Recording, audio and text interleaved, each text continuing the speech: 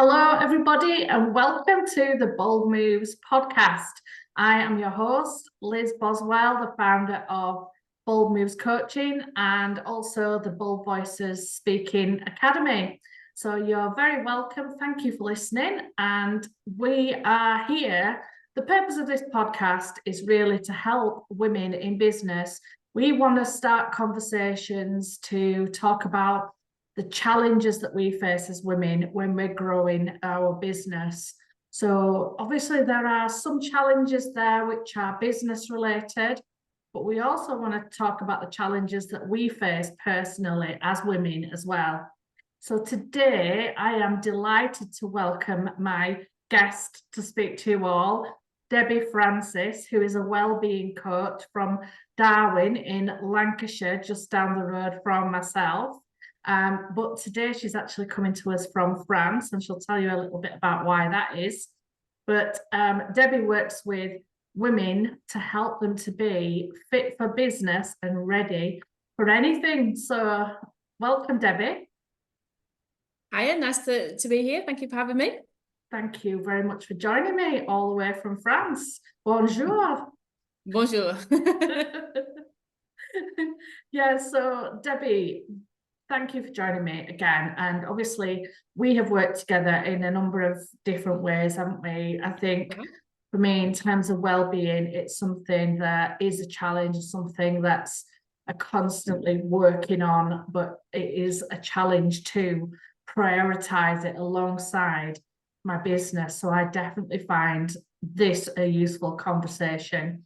What about for you? Why are we talking about this subject of well-being for women?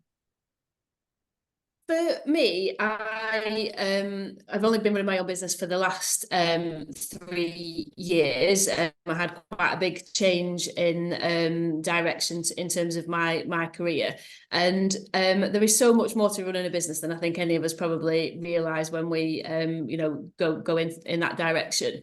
And it is very, very easy for your health and well-being to slip to the bottom of a very, very long to-do list. And I certainly found that, I set up my own business thinking I would have loads more time, loads of freedom, flexibility. I'd be able to kind of go for long lunches and work in coffee shops, and it's all going to be delightful. I found myself kind of fitting clients in whenever I could because I was scared to say no to business. I was kind of grabbing meals on the go. I wasn't really sitting and having time with my family anymore. All the routine that I had from working in a normal job was completely lost, and I definitely felt my health deteriorating. I'd kind of struggled for years with my weight and stuff. I'd always been a very sporty person, but I'd never been particularly fit. And before kind of starting my own business, I'd got myself in quite a good position in terms of my own health and fitness, but I saw that dramatically drop away once I started working for myself. And that gave me the kind of impetus to start working with other female business owners, because I figured that I couldn't possibly be the only person in that boat. You're definitely not. I mean, I can relate to what you've said completely. I mean, this year I'm celebrating 7 years in business, and I can see physically from photos particularly, and just how my health has declined gradually over those 7 years. And I know, we have conversations with women, don't we, networking, and there's always somebody complaining about, hurting themselves or struggling with something to do with their health. So it's really, really important. And I think it's a great idea, that you're niching into this for women. Yeah. I mean, I think the stat is that about 31% of female business owners have felt that their health has been worse as a result of running their own business. Yes. With kind of a lot of people reporting weight gain, a lot of musculoskeletal problems because you sat at a desk for long periods of time.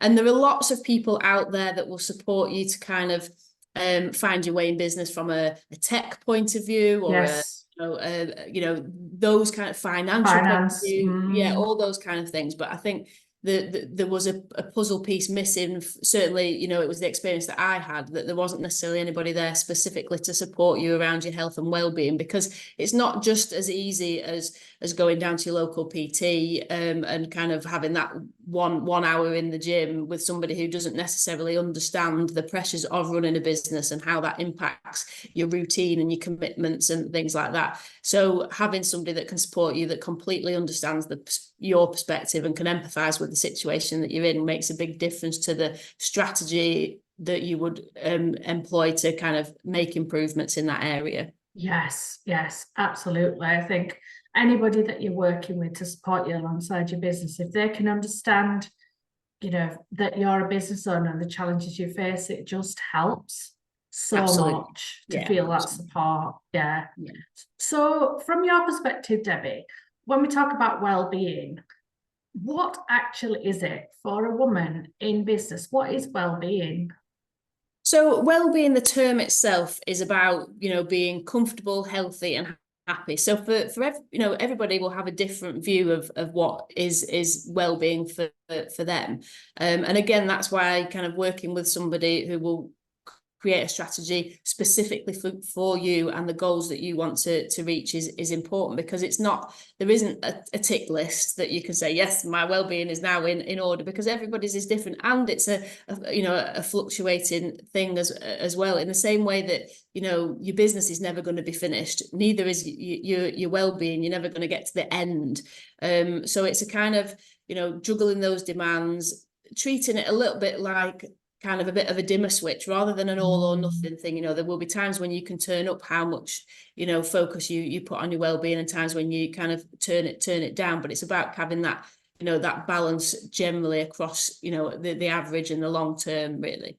Yes, and interesting what you say actually about it being different for different people, because I think I'm just interested in what you think social media has to play in this as well, because we all follow other business women and influencers and all of this, and just wonder what you think about that as well in terms of like comparison. Yeah, I mean, everyone says, you know, comparison is the thief of joy, and that is, you know, absolutely true. I think we all see everybody smashing it, don't we? And that's because that, you know, we want to win business, don't we? So we're not going to, you know, put out, you know, although I think there is now a trend to maybe be a little bit more vulnerable, talk about the days that aren't so great on social media. I think in the past it's also it's always been about, you know, how good somebody's doing, the 10k months of this, you know, the hustle, you've got to be like winning at life, and it's not the reality for us all the time. But I think we can easily get sucked into thinking that that's how we ought to be. And that's what we ought to be striving for in terms of business success as well. You know, if you're not making a 10k a month, then you're not that great of a business owner. But what does that getting 10k cost you in terms of other areas of your life? And is that really what you want, or is that just what you think you ought to want? Yeah, there is a lot of that, isn't it? What you think you ought to want because of what everybody else does. And I know, I mean, as we're recording this, it's Mental Health Week. And I know that women who share with me have said there's so much pressure now, because it's like, you've got to run your business, you've got to be doing your networking, you've got to be doing your 10k steps a day as well. You've got to get your 5 a day fruit and veg in. So like, how do you find a balance? And it's that pressure, I think, isn't it, that we put on ourselves to do everything. Absolutely. And I think, you know, it's the same when anybody kind of starts, you know, when you start a business or when you start a new fitness routine, there's a lot of similarities in terms of kind of growing a business and improving your health, in terms of kind of, you know, making those initial investments, the plan, you know, fueling things right, you know, aiming for sustainable success rather than an overnight success. There are a lot of similarities, but we kind of, we have a habit of changing everything all at once. We want to tick all the boxes of all the things that we should do. And if that was the case, I mean, you'd never make it out of the bedroom, would you? Because you'd be having your pint of water, journaling for 5 minutes, meditating. You know, by the time you've done all those things, there's not going to be time to run a business, is there? So it's about finding something that works for you, that works around your other commitments and the other areas that are important in your life, because it's not just about, being the fittest and the healthiest that you possibly can be at the cost of everything else, and it's not about having the most successful business at the cost of everything else. It's finding something that kind of, balances out and works for you in the round. Yeah, no, that's good. And I guess the question is how do we do that? Well, again, it will be different for everybody, and it depends on kind of where you start from. For a lot of people, it's about kind of going back to basics, and taking very small, manageable steps towards kind of where you ultimately want to be. But it's thinking about kind of what those ambitions are and what those small, manageable daily tasks are that will allow you to get there. And it's about things that kind of the boring stuff. Everybody wants it to be really sexy and exciting, don't they? But actually it's about improving your sleep. It's about eating good quality wholesome foods, being organized, drinking your water and things like that. So it's, I think we get, in the same way that we probably do in business, we get really hung up on the tiny details. People want to know about what supplements should I take, and when's the best time to eat in the day, and all the details. When actually, what are you eating in the first? If you're just snacking on crisps and chocolate all day because that's what's keeping you energized throughout the day, we don't need to be going straight to kind of, what's the best time of the day to eat. We just need to be thinking about what the next level up from there is, not what's up here. And it's taking those small steps and just moving slowly and being happy with small wins and being patient. Yeah, and I really like that, because we've worked together and I've learned a lot from you, and I love your approach because it is just the small changes. And because I think there's so much, it gets confusing when you look out there about nutrition and health and fitness, and there's so many different takes on it. But I think you boil it right down, and for me, I know that I'm not always the best at fitting in exercise and prioritizing that for myself. But one changes I've made are around sleep and bedtime routine and water, and keeping hydrated. Small things like that can make a big difference to you, can't it? Yeah, absolutely. And if you think about kind of setting yourself very small, manageable targets, that being able to achieve those things is a big motivator to help you go on and do other things. If you set the bar so high that you are setting yourself up for failure, that is a really good way of just saying to yourself, I'm no good at this, I'm never going to achieve anything, so I'll not bother. Whereas if you just say, right, tomorrow I'm going to do 1,000 more steps than I did yesterday, or I'm going to drink one extra glass of water, that's a tick in the box, that's a win.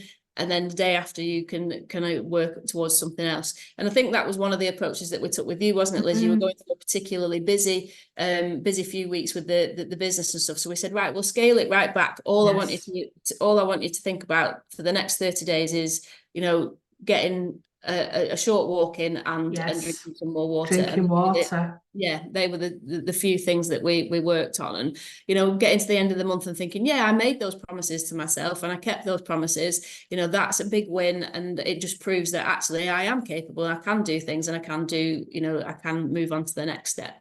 Yeah, and it is just those small changes, and I love when you talk about how they all build up together, and you've got a great analogy for that, Debbie, haven't you? Yeah, so we talk about the 2p machines. So if you've ever played the 2p arcade machines in Blackpool or anywhere else, you think about having those 2p's, and you walk around looking at all the different machines, trying to decide which is the best one to use. And but essentially you've just got to start putting your 2p's in. And if we think about those 2p's as those small actionable daily habits, like having a drink of water or going for a walk, or going to bed half an hour earlier, they're the little daily habits that you can start dropping them into the machine bit by bit, and we adjust and we adapt depending on kind of where the pushes are, where the, you know, the speed at which your 2Ps are going in and out. Eventually you will get, you know, your reward, but it's about making those investments on a daily basis.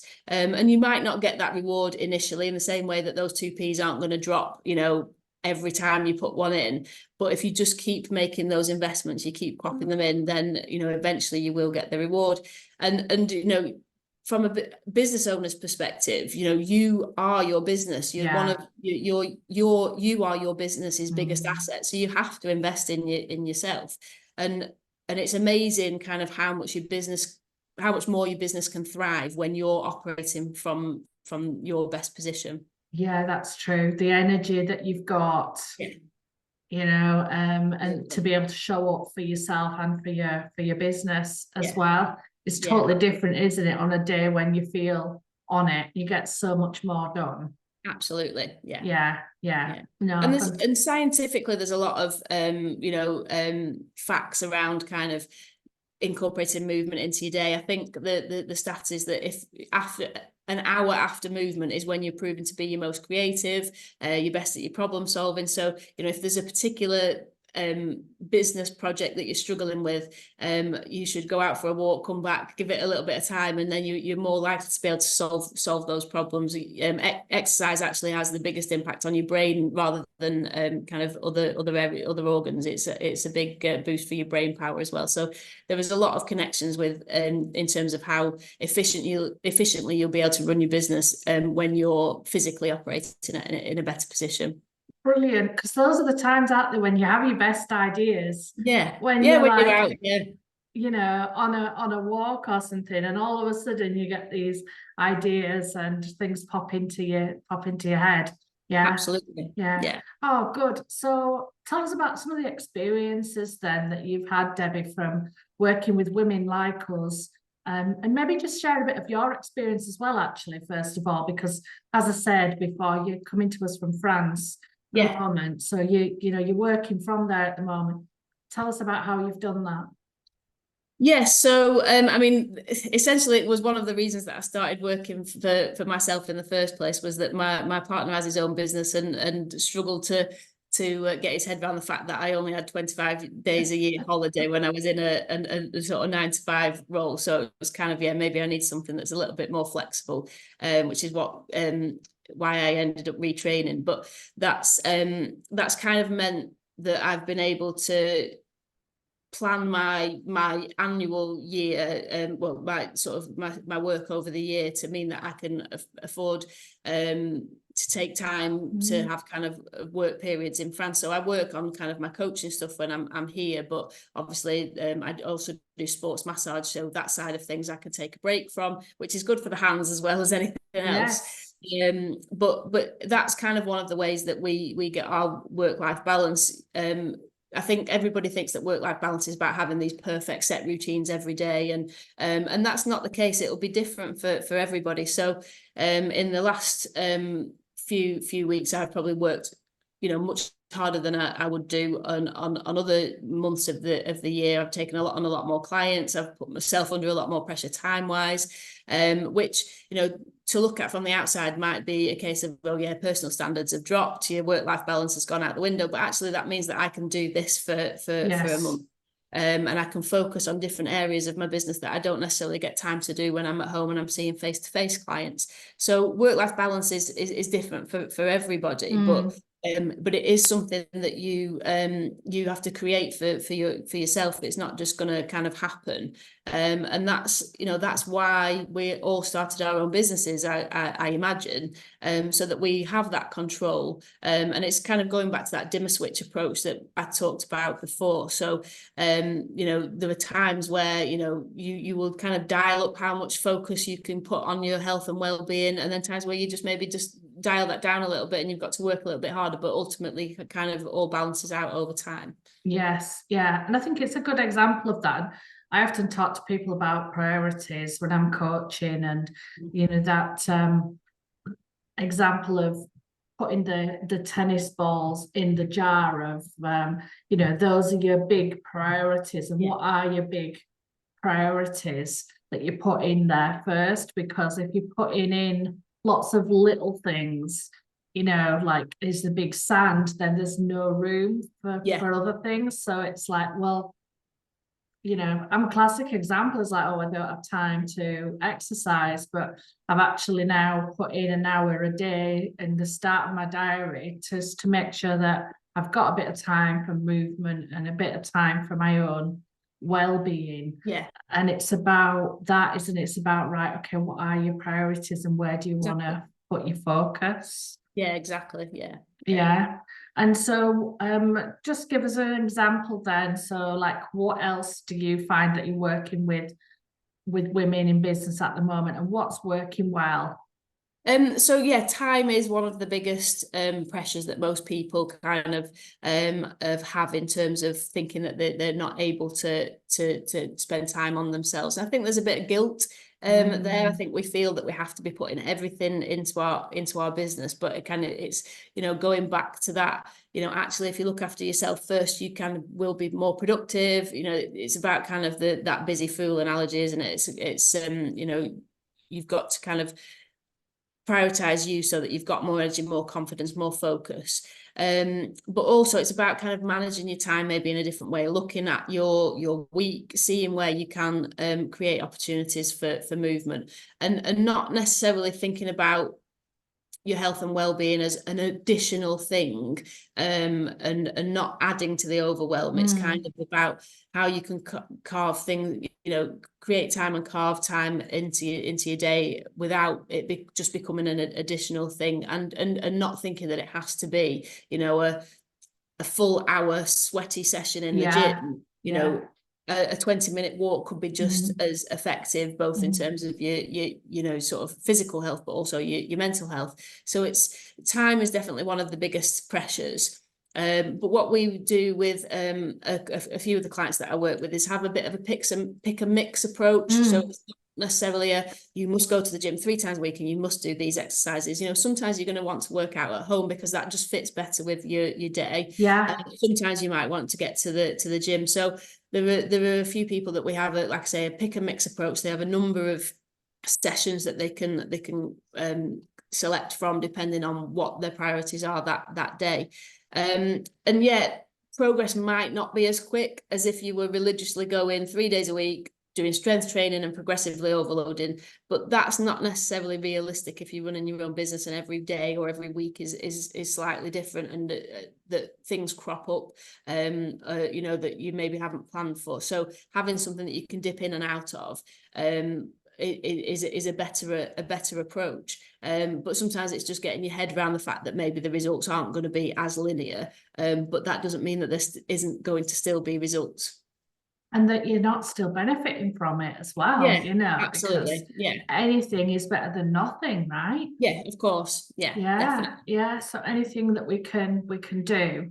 And I think it's refreshing to look at it from this approach and to not think you've got to go on a diet, you know, and you've got to like follow a strict routine and, you know, be doing your meal prep every day, and you know, because not everybody has that capacity if they're a working busy mum as well as alongside a business.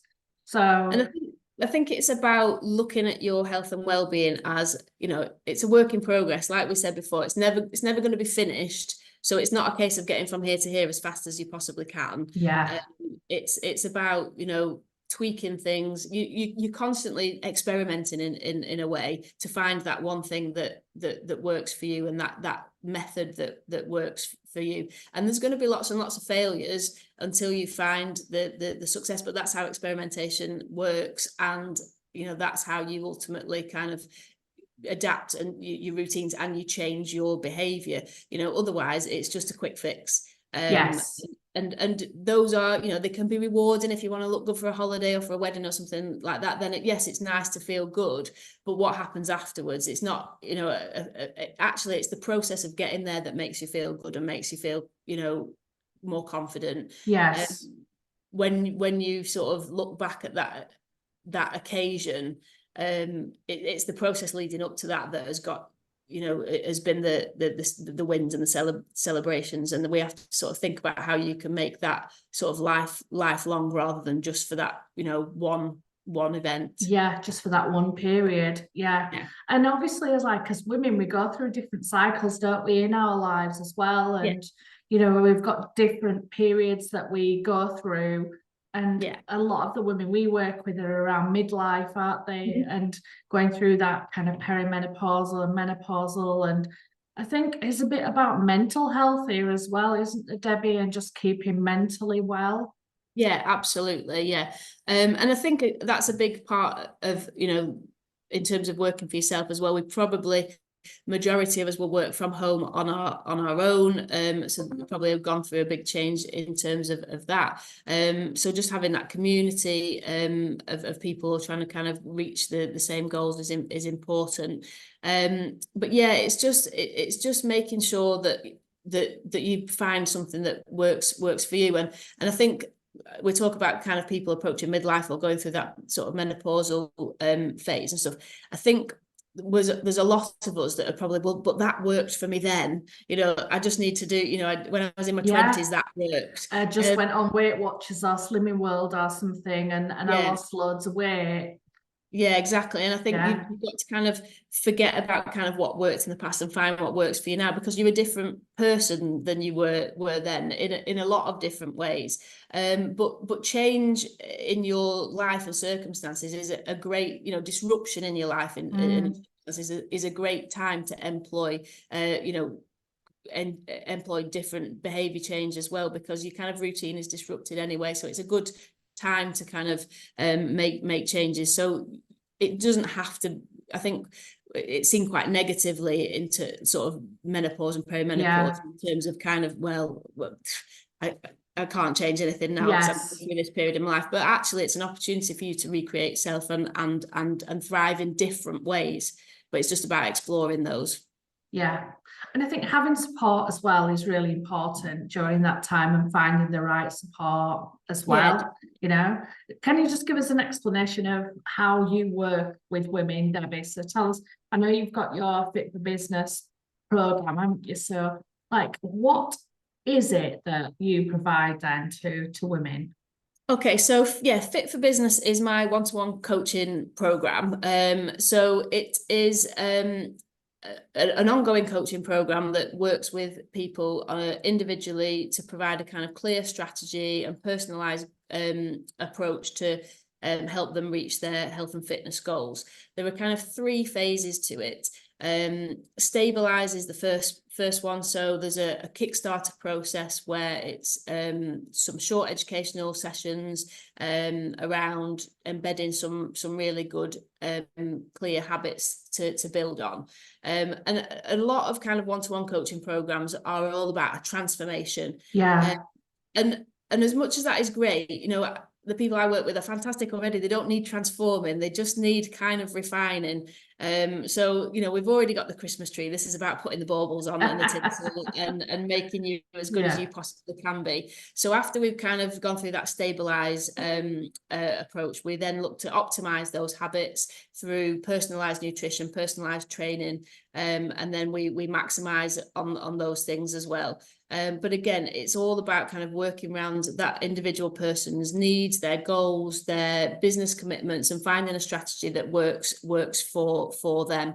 And there's ongoing coaching sessions to kind of break some of the barriers that they might be experiencing in terms of creating change. But it's about creating a simple and effective plan. It's not about adding to the overwhelm. It's not about adding to the to-do list. It's about finding a simple solution to get you feeling and performing at your best. Yeah, for sure. And we're all individuals, aren't we? That's the thing, I think. We're all completely unique, as men and women, whoever we are, whatever age, gender, race or whatever we are, we're very unique. So I really like the fact that you don't just do one size fits all. It's very personalized approach that you give as well. So I love having part of my world and being part of our community for the Bold Voices as well. Can you just say a little bit about your progress with that as well as a business owner? Yeah, I mean, I have absolutely loved being part of the academy.